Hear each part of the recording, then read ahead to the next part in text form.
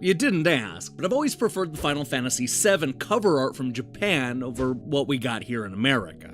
There's a simplicity to it that really stands out, as if it's reminding you that this is a game that's so important that they don't even need to draw a picture for the cover.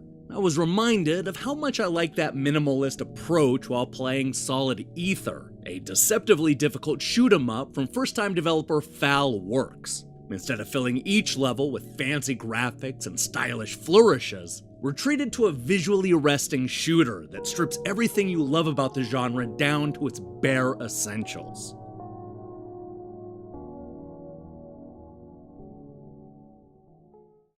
When I say that Solid Aether is stripped down, I mean it. There's no story, no characters, and nothing in the background. You won't find bombs, power-ups, items, or even a scoring system.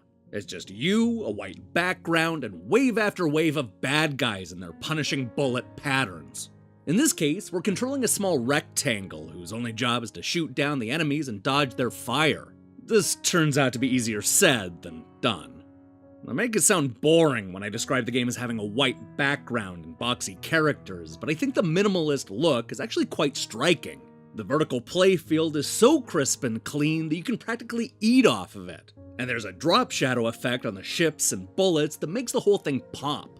It's actually surprising that a game this simple in design can find a new way to stand out from the crowd.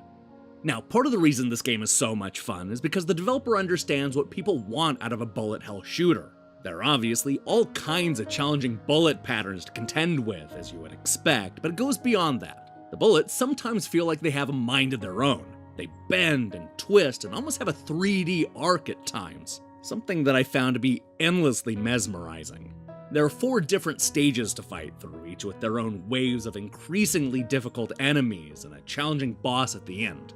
There's also an endless mode that sews everything together to see how long you can go. All these stages look the same, though the enemy patterns definitely change.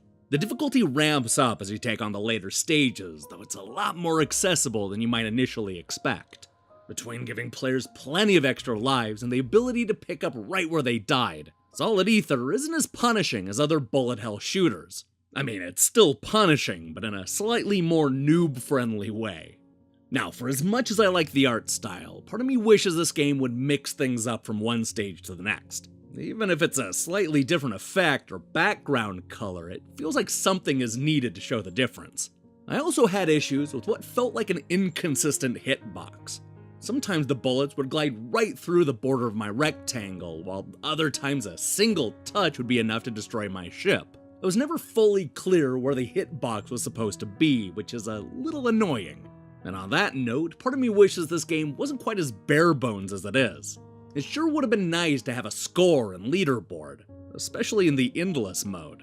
Or maybe give us an option to change the shape of the ship. While I like how small and simple this is, I would like to see the developer take this game in a more ambitious direction. I'm definitely interested to see what FAL Works comes up with next.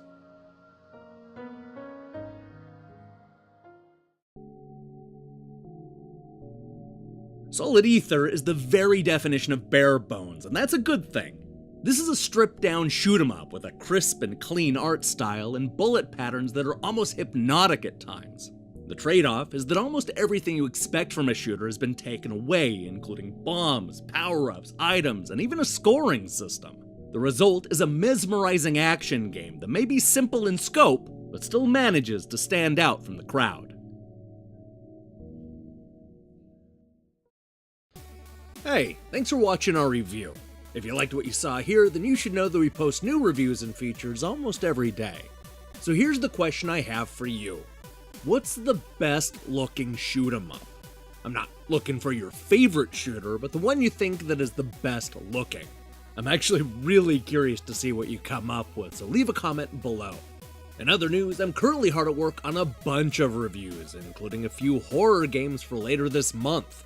In the meantime, I strongly recommend you click that subscribe button and support what we're doing here.